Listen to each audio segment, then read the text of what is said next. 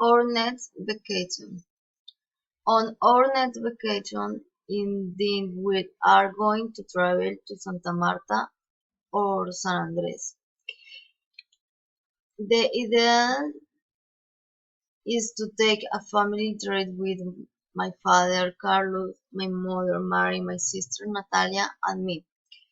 We will plan to stay for a week or two, so we are going to carry out with some activities such as diving, visiting tour cities, swimming during aquatic attraction, trying typical dishes, visit an aquarium, um, watching the sunrise and sunset. That we are going to walk from the birthday into the shopping centers.